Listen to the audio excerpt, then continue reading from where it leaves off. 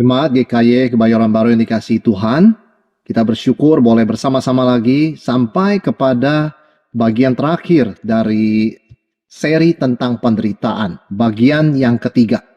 Sebelum kita mulai, mari kita bersama-sama tundukkan kepala, kita masuk dalam doa. Tuhan, terima kasih, firman-Mu selalu memberikan penerangan, petunjuk kepada kami ya Tuhan, di dalam kami menjalani kehidupan ini. Bahkan di saat-saat kami tidak mengerti mengapa apa yang terjadi ini telah terjadi. Kami bersyukur, kami tidak menjadi kebingungan, karena Roh-Mu yang Kudus terus menuntun kami melalui terang firman-Mu. Sebab itu kami berdoa Tuhan, pada sesi ketiga ini, Tuhan kiranya juga memberkati, sehingga setelah sesi ini selesai, boleh terbentuk perspektif yang utuh dan sesuai dengan firman-Mu, tentang bagaimana seorang Kristen harus menyikapi penderitaan dan kesulitan. Urapi hamba-Mu dan berkati setiap kami. Dengarlah doa kami. Dalam nama Tuhan Yesus kami berdoa. Amin. Saudara, kita di dalam sesi ketiga ini akan coba sedikit merangkum di awal ini ya, tentang 6 pilar yang harus kita mengerti tentang penderitaan, agar kita mempunyai perspektif dari seluruh Alkitab ya, secara utuh. Sehingga sikap kita, cara pikir kita, respon kita juga sesuai dengan kehendak Tuhan yang dinyatakan dalam firman-Nya. Yaitu 6 pilar yang harus kita pegang di dalam kita menghadapi segala macam situasi, khususnya penderitaan, yaitu ciptaan. Itu pilar yang pertama, doktrin yang pertama. Pada awalnya semuanya baik. Berikutnya adalah ciptaan baru, yaitu satu saat iblis, maut, dosa akan dikalahkan secara tuntas dan tidak bisa mengganggu atau mengancam lagi. Yang ketiga, misteri penderitaan orang benar, penderitaan anak-anak Tuhan. Yang keempat, providensia Allah, pemeliharaan Tuhan di dalam kehidupan orang percaya, bahwa tidak ada yang kebetulan, segala yang terjadi, baik itu baik maupun buruk, tujuannya adalah untuk mendatangkan kebaikan. Nah, saat ini kita akan bicara pilar kelima dan keenam yang berhubungan sangat erat, yaitu salib Kristus dan salib yang kita sebagai orang Kristen harus pikul. Salib Kristus dan salib kita. Mari kita bersama membaca Kisah Rasul 2 ayat 23 sampai ke 24. Kisah Rasul 2 ayat 23 sampai 24. Dia yang diserahkan Allah menurut maksud dan rencananya telah kamu salibkan dan kamu bunuh oleh tangan bangsa-bangsa durhaka. Tetapi Allah membangkitkan dia dengan melepaskan dia dari sengsara maut, karena tidak mungkin ia tetap berada dalam kuasa maut itu. Saudara, apa keunikan Injil? Apa keunikan iman Kristen? Bukan hanya orang Kristen itu siap menderita, tetapi lebih dari itu, Tuhan yang kita percaya adalah Tuhan yang menderita. Ini sangat berbeda dari berbagai konsep tentang Tuhan atau Allah atau yang maha kuasa di dalam kepercayaan atau agama-agama lainnya. Bahkan di dalam iman Kristen, kita percaya dan mengerti bahwa dari penderitaan Tuhan itu lahirlah keselamatan dan pengampunan dosa. Nah, inilah rahasia luar biasanya kuasa Injil. Pada umumnya manusia sering berbicara dan berpikir bagaimana bisa keluar dari penderitaan, bagaimana bisa menghindari penderitaan, ya, bagaimana bisa mengatasi penderitaan. Itu sangat wajar. Dan seringkali konsep manusia pada umumnya tentang Tuhan adalah bahwa Tuhan itu tidak bisa menderita. Tuhan itu ada di atas penderitaan. Kalau menderita, itu bukan Tuhan. Nah, inilah uniknya Injil. Inilah indahnya Injil. Tuhan yang sejati justru rela masuk ke dalam penderitaan. Karena hanya dengan itu dia bisa menyelamatkan orang berdosa dari penderitaan hukuman kekal. Ini luar biasanya iman Kristen. Itu sebabnya yang menjadi sentral dalam iman Kristen adalah salib Kristus. Ini sentral dari iman Kristen. Yang tidak bisa tidak, iman Kristen itu berbicara mengenai penderitaan dan kematian Tuhan Yesus. Inilah kunci keselamatan, pengampunan dosa, dan perdamaian kita orang berdosa dengan Tuhan yang kudus. Jadi salib itu inti iman Kristen. Sebetulnya kalau kita pikir sebentar, salib itu adalah sesuatu yang sangat memalukan dan sangat-sangat hina. Tetapi kemudian menjadi sesuatu yang mulia karena Yesus Kristus yang tergantung di atasnya.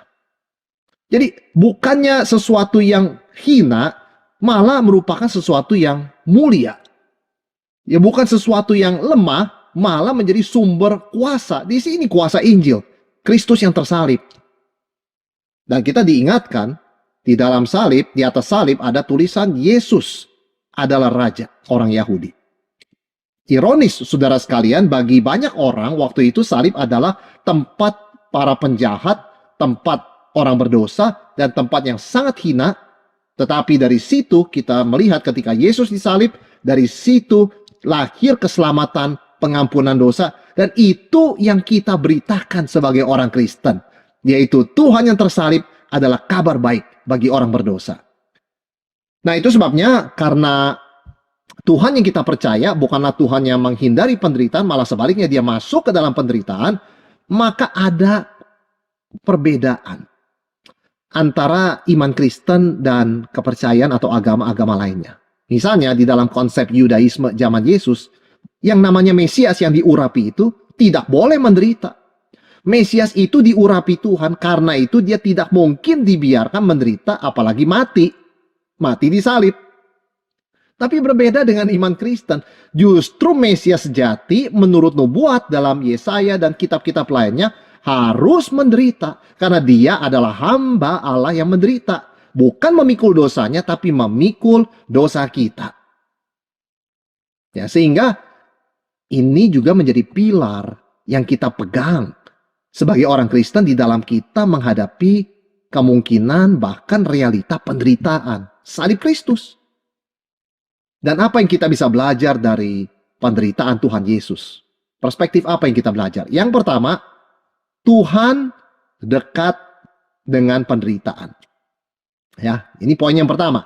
Tuhan dekat dengan penderitaan. Sebagai manusia, saudara sekalian, kita menutup muka terhadap penderitaan. Kita tidak sanggup melihat penderitaan. Terlalu buruk ya, terlalu buruk.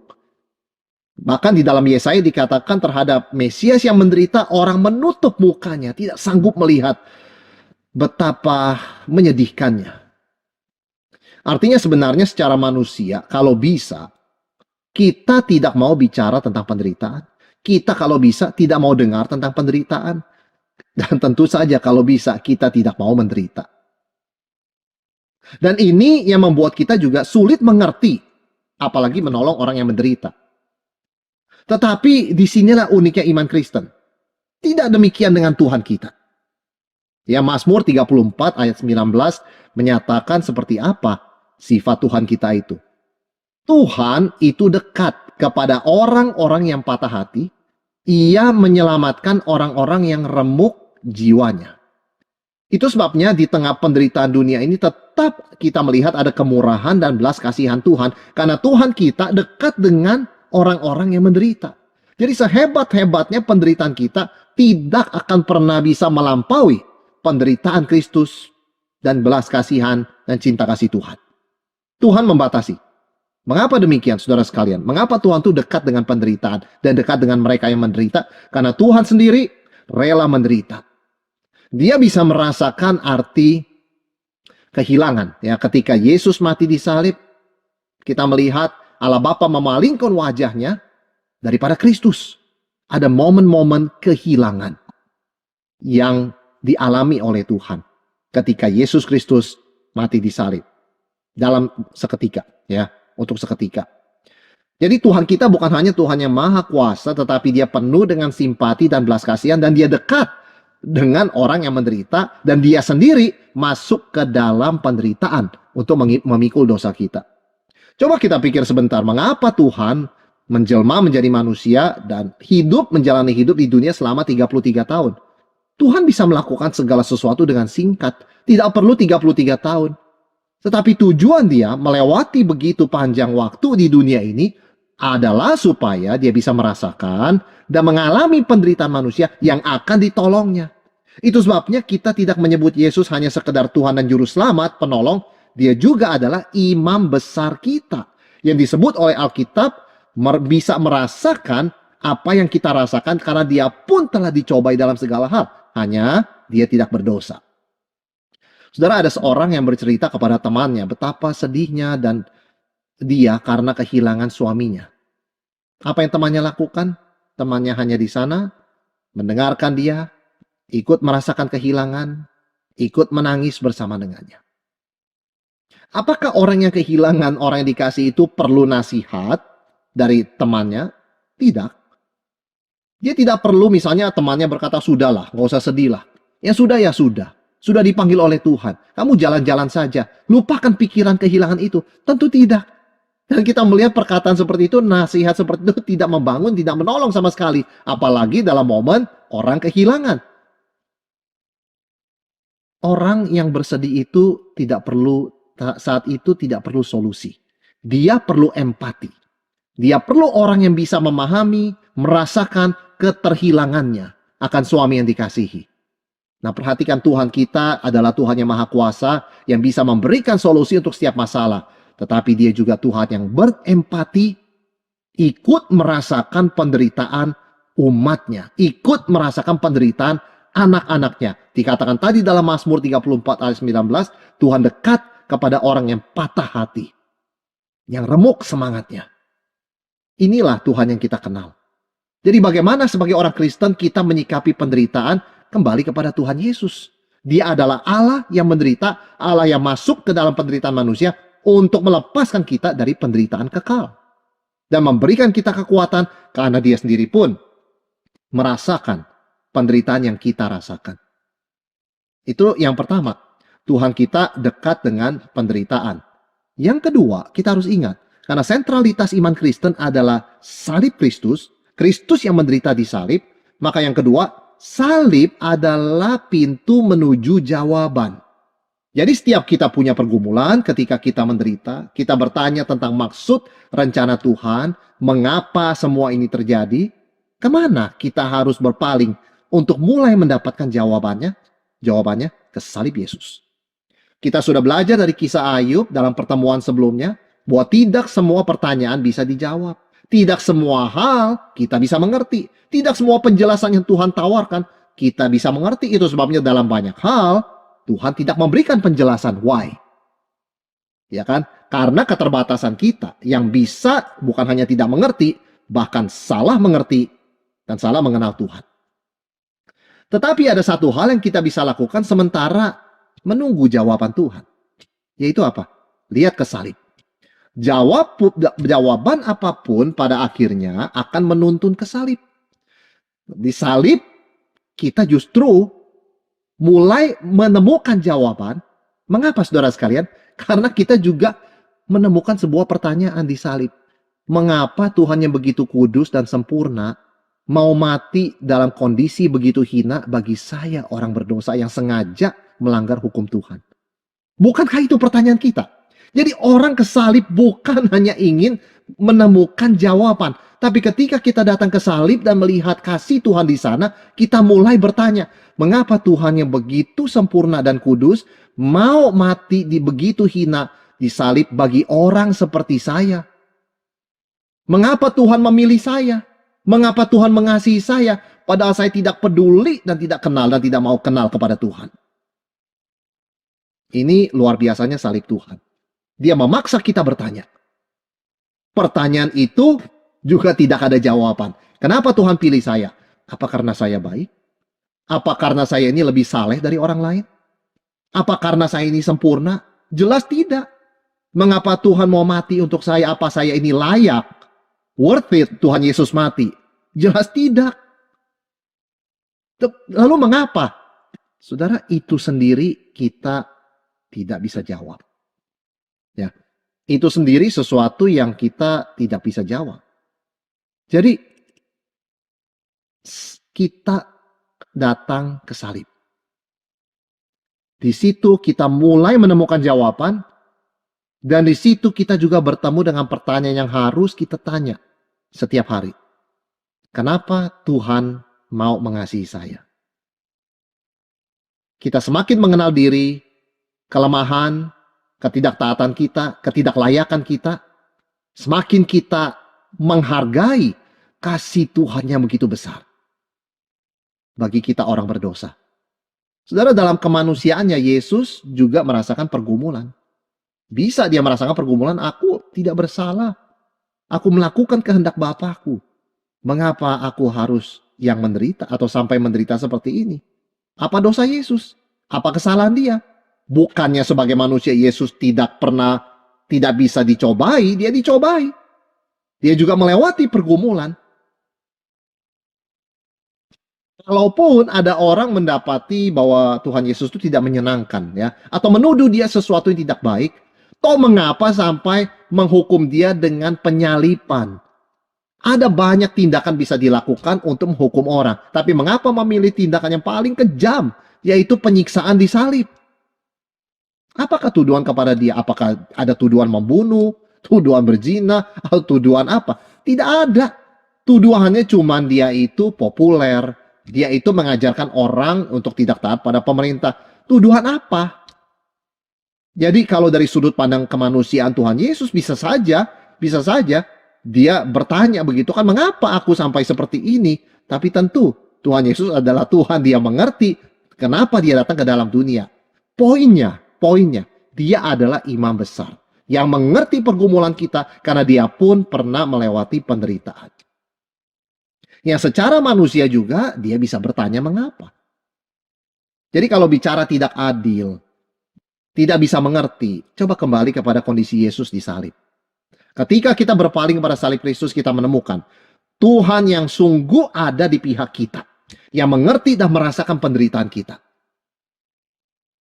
Jadi salib ini adalah rencana Tuhan sejak kekekalan, untuk kekekalan. Maka sama seperti penderitaan Kristus bukan kebetulan, tetapi rencana Tuhan, bukan kecelakaan sejarah, tetapi merupakan rencana agung keselamatan yang Tuhan sudah rancang dalam kekekalan. Kita juga harus melihat penderitaan kita dalam terang penderitaan Yesus di salib. Penderitaan kita juga tidak kebetulan. Penderitaan kita juga bukan kecelakaan, melainkan bagian dari rencana agung Allah sejak kekekalan untuk masa depan kita di dalam kekekalan. Nah, ini pentingnya kita memegang perspektif salib Kristus. Di situ kita mulai menemukan jawaban. Di situ kita menghadapi pertanyaan mengapa Tuhan mau mengasihi saya yang berdosa. Mengapa dia rela mati begitu hina bagi saya. Dan di situ kita melihat, this is not an accident. Ini bukan kecelakaan, tetapi ini adalah rencana Allah dari kekekalan. Memberikan kepada kita kekuatan dan tujuan masa depan yang pasti, bahkan ketika kita sedang melewati penderitaan.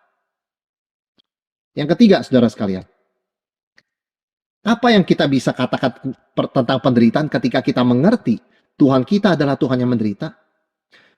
Yang ketiga, inti iman Kristen adalah kasih.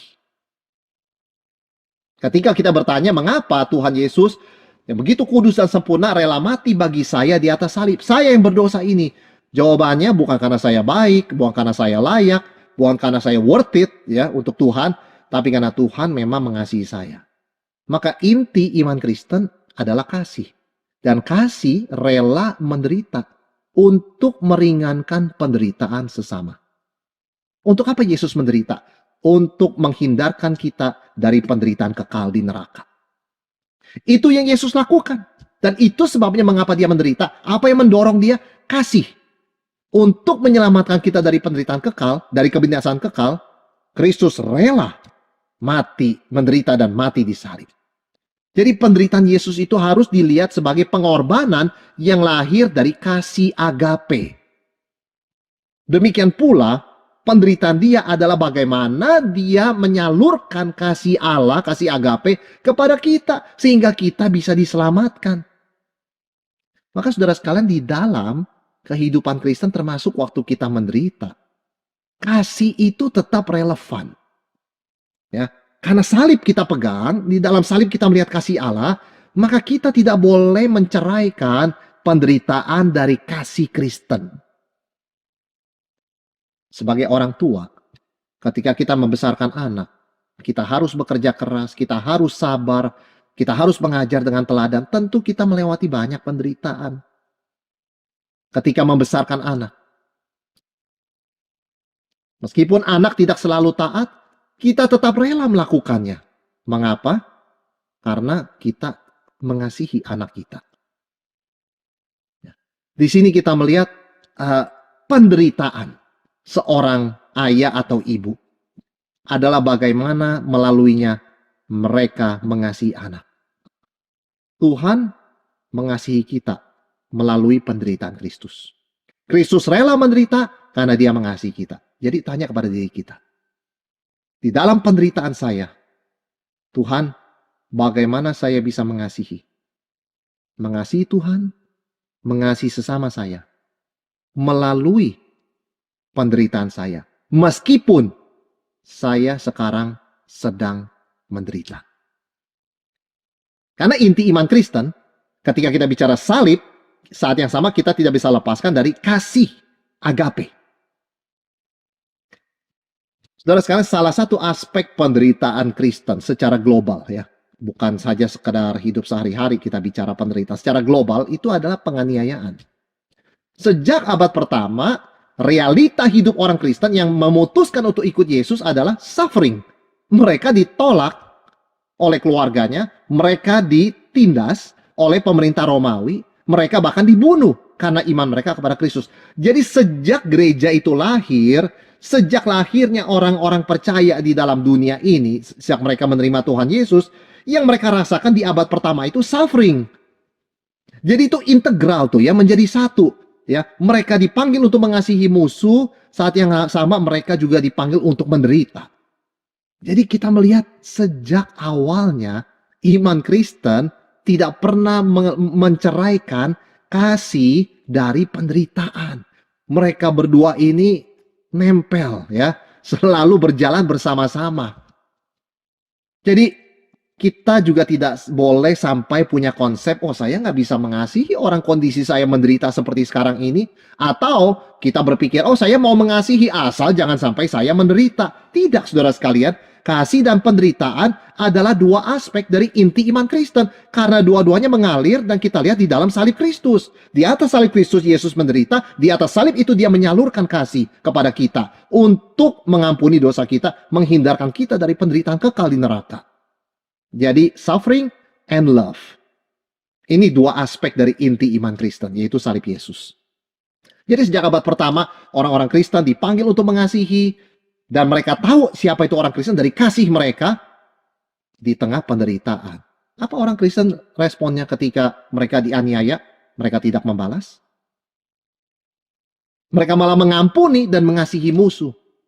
Ada lebih banyak orang bertobat jadi Kristen sejak tahun 1800 dibandingkan 1800 tahun sebelumnya. Ada lebih banyak martir gereja sejak tahun 1800 sampai hari ini dibandingkan dengan tahun 0 sampai 1800. Saudara bayangkan, kenapa bisa begitu? Mengapa ada lebih banyak orang bertobat jadi Kristen? Begitu cepat jumlah pertambahan orang Kristen dari tahun 1800 sampai sekarang 2021 dibandingkan tahun 0, tahun 1 sampai tahun 1800. Dan ada lebih banyak martir gereja sejak tahun 1800 sampai 2021 ini dibandingkan dengan tahun 0 sampai 1800. Artinya apa? Justru orang Kristen memenangkan jiwa dengan kerelaan mereka menderita dan mengasihi musuh. Kita lihat luar biasa. Penginjilan dijalankan sejak tahun 1800 secara global ke seluruh dunia. Penganiayaan itu datang, tapi kasih Tuhan disalurkan. Sehingga jumlah orang-orang yang percaya pada Tuhan Yesus meningkat 200 tahun terakhir. Luar biasa. Itu sebabnya penderitaan kita bukan kecelakaan. Penganiayaan gereja juga bukan kecelakaan. Justru itu tujuan panggilan Tuhan. Tujuan penderitaan kita. 1 Petrus 2:21 mengingatkan kita. Untuk penderitaan inilah kita telah dipanggil. Artinya, demi menjadi saksi Kristus, kita rela menderita. Menderita seperti Kristus, Dan dikatakan di dalam kitab Wahyu bahwa orang Kristen menang atas kuasa iblis dengan kuasa darah anak domba. Artinya orang Kristen bukan kita mengejar penderitaan, tetapi kita juga berani menghadapi penderitaan dengan kekuatan dan tetap mengasihi di tengah penderitaan. Dan itulah bagaimana kita mengalahkan dunia di dalam nama Tuhan Yesus. Tertullian, seorang bapak gereja, mengatakan darah kaum martir adalah benih gereja. Semakin banyak orang Kristen yang dibunuh karena imannya, semakin banyak benih gereja ditaburkan untuk dituai dengan jiwa-jiwa yang diselamatkan. Penderitaan Kristen di dalam terang salib Kristus tidak sia-sia. Mempunyai nilai kekal. Yaitu apa? Membawa banyak jiwa ke sorga, dan kita pun mendapatkan mahkota yang kekal. Tuhan menghitung kesengsaraan kita dan terus mencurahkan anugerahnya. Karena itu Yesus berkata, cukuplah kasih karuniaku bagimu. Justru di tengah kelemahanmu, kuasaku menjadi sempurna. Maka Paulus berkata, itu sebabnya aku lebih suka setelah mengerti hal ini akan kelemahanku daripada kekuatanku. Karena justru ketika aku lemah, maka aku kuat. Satu kebenaran yang sangat indah, saudara sekalian. Inti iman Kristen itu kasih, dan kasih tidak pernah absen sekalipun kita melewati penderitaan. Kita melihat ini di Alkitab, kita melihat ini di gereja mula-mula, kita melihat semua ini dalam sejarah gereja, khususnya sejak tahun 1800 sampai hari ini. Semakin menderita, semakin mengalirkan kasih Tuhan, semakin banyak jiwa dimenangkan. Yang keempat, penderitaan itu memurnikan. Yesus adalah anak Allah dan dia sempurna. Sebetulnya sebagai seorang yang sempurna, dia tidak perlu belajar apapun. Tetapi dalam keadaan sebagai manusia, luar biasa. Yesus belajar justru melalui proses penderitaan. Di dalam Ibrani 5 ayat 8 dikatakan, sekalipun ia adalah anak, ia telah belajar menjadi taat dari apa yang telah dideritanya. Saudara, penderitaan itu memurnikan, mengajar kita, membuat kita belajar. Kita menjadi lebih dewasa, lebih matang setelah kita mengalami kesulitan. Kita disadarkan ada begitu banyak aspek kehidupan. Saudara, orang yang menghadapi kesulitan dalam pekerjaan lebih bisa menghargai pekerjaan daripada orang yang tidak pernah mengalami kesulitan. Orang yang pernah mengalami pergumulan kesulitan dalam studi lebih bisa menghargai studi, nilai daripada studi. Orang-orang yang pada waktu kecil mereka bersaksi, bercerita bagaimana keadaan orang tua sangat sulit, untuk sekolah pun mereka susah. Mereka adalah orang-orang yang tumbuh menghargai nilai pendidikan. Kita makin lebih bisa menghargai anugerah Tuhan ketika kita pernah mengalami kesulitan, bahkan penderitaan. Kita sungguh menghargai. Orang yang pernah mengalami kesakitan, sungguh-sungguh mengalami kesakitan, akan lebih bisa menghargai kesehatan. Akan bisa mensyukuri karunia Tuhan dalam kesehatan. Penderitaan itu membentuk kita lebih indah, lebih dewasa, lebih rendah hati, lebih penuh ucapan syukur dan penghargaan atas segala berkat Tuhan. Membuat kita matang dan akhirnya sempurna. Memang tidak ada di antara kita yang suka penderitaan secara manusia. Tetapi kita hidup di dalam dunia yang sudah jatuh dalam dosa, dan penderitaan adalah akibat dari dosa dalam dunia ini. Tidak terhindarkan. Ada bermacam-macam penderitaan. Penderitaan batin, penderitaan fisik, penderitaan mental, penderitaan psikologis, penderitaan ekonomi, dan sebagainya. Tapi satu hal yang kita bersyukur, penderitaan itu ada tujuannya, yaitu memurnikan. Dan ini membawa kita kepada poin yang kelima. Ada anugerah di dalam penderitaan. Filipi 1 ayat 29 mengatakan, sebab kepada kamu dikaruniakan bukan saja untuk percaya kepada Kristus, melainkan juga untuk menderita untuk Dia. Penderitaan itu adalah kesempatan anugerah. Jadi pasti ada anugerah Tuhan di dalam penderitaan. Karena itu Alkitab mengatakan bahwa kita bisa bersukacita bahkan di tengah penderitaan. Yesus sendiri mengingatkan kita bahwa sebagai pengikutnya, kita harus memikul salib kita dan menyangkal diri setiap hari. Jadi ini pilar yang keenam. Kita bicara pilar kelima tadi salib Kristus, sekarang kita bicara salib kita. Panggilan Tuhan untuk kita memikul salib setiap hari. Dan inilah yang membedakan kita sebagai pengikut Kristus. Kita memikul salib setiap hari. Artinya apa? Kita dalam peperangan rohani, kita akan tetap komitmen mengikut Tuhan Yesus sekalipun betapa berbahayanya dan hebatnya pertempuran rohani dengan iblis dan dunia ini. Dan itu berarti kita harus rela menyangkal diri.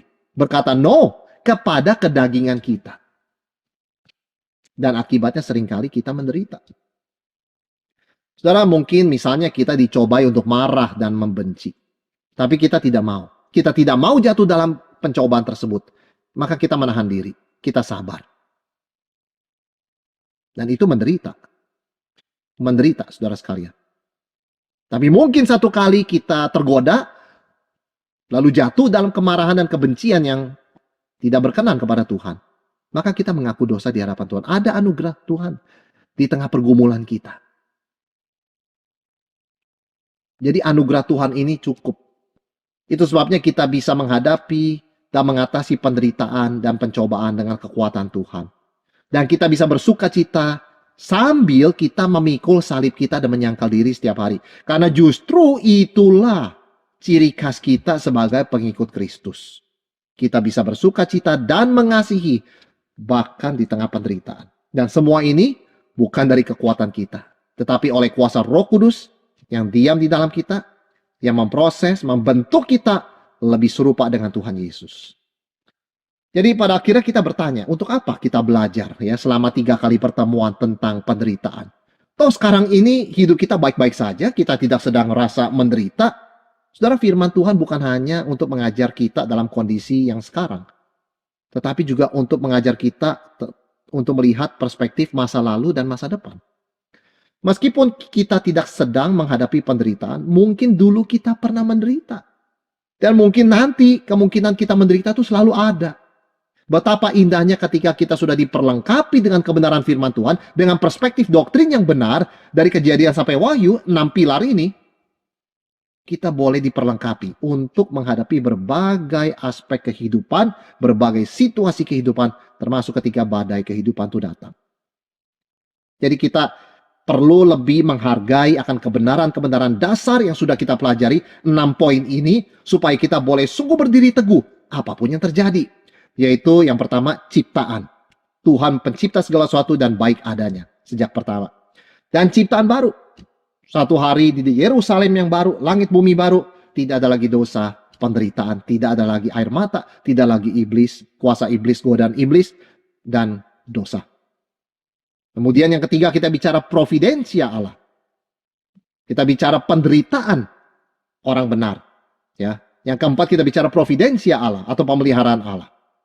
Yang kelima pilar kita belajar tentang salib Kristus, bagaimana di dalam salib Kristus kita melihat Tuhan adalah Tuhan yang menderita, namun Tuhan juga yang mengasihi melalui penderitaan. Dan dengan itu kita dimampukan untuk mengikut Yesus dengan memikul salib kita. Saudara, Allah Tritunggal hadir dan dekat dengan penderitaan kita. Bapa memelihara kita sehingga tidak satu rambut kita pun ya jatuh. Ya, semua rambut di kepala kita ini terhitung. Tidak ada yang jatuh di luar kehendak Bapa. Artinya Tuhan sangat memperhatikan kehidupan kita. Dan Yesus Kristus, imam besar kita, melalui penderitaan kematiannya di salib, tetap berdoa syafaat bagi kita di sebelah kanan Allah Bapa.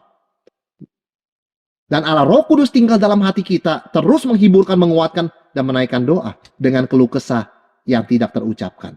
Intinya, kita tidak pernah sendiri dalam penderitaan. Bahkan penderitaan akan berakhir dengan kemuliaan Tuhan dan kebaikan kita. Maka sebagai sesama saudara seiman, mari kita saling menguatkan, saling menolong, saling menghiburkan, saling meringankan beban dan penderitaan dalam pergumulan kita bersama dalam dunia ini. Khususnya dalam menghadapi tantangan, bahkan penderitaan sebagai orang Kristen. Karena ini yang Tuhan kehendaki, dan dengan demikian kita tetap bisa mengasihi, melayani, dan berdiri teguh melewati segala macam situasi kehidupan. Mari kita bersama tundukkan kepala, kita masuk dalam doa. Tuhan, kami bersyukur di akhir daripada sesi perenungan kami tentang penderitaan. Kami bersyukur Tuhan telah memperlengkapi kami dengan pilar-pilar kebenaran dari firman-Mu. Kami boleh lebih mengenal Tuhan, kami boleh lebih menghargai pengorbanan Tuhan Yesus, kami boleh lebih menghargai panggilan-Mu Tuhan untuk tetap mengasihi, sekalipun kami menderita. Terima kasih Tuhan, anugerah-Mu selalu cukup bagi kami. Kami tidak pernah ditinggalkan seorang diri. Tuhan selalu menjaga kami, memelihara kami dengan begitu detail. Kami bersyukur bahwa tidak ada aspek kehidupan kami, baik kelancaran maupun penderitaan, yang sia-sia. Semuanya terjadi atas rencana Tuhan dan semuanya terjadi untuk tujuan kemuliaan Tuhan dan kebaikan setiap kami, supaya kami boleh lebih dibentuk, lebih dimurnikan, lebih serupa dengan Tuhan kami Yesus Kristus. Berkati setiap kami Tuhan, berkati jemaat-Mu, biarlah situasi apapun yang kami hadapi, kami terus berpegang kepada Tuhan, tempat perlindungan, tempat perteduhan kami. Kami tidak akan takut, karena anugerah-Mu cukup bahkan berlimpah bagi kami setiap saat, dan pertolongan-Mu selalu tepat pada waktunya.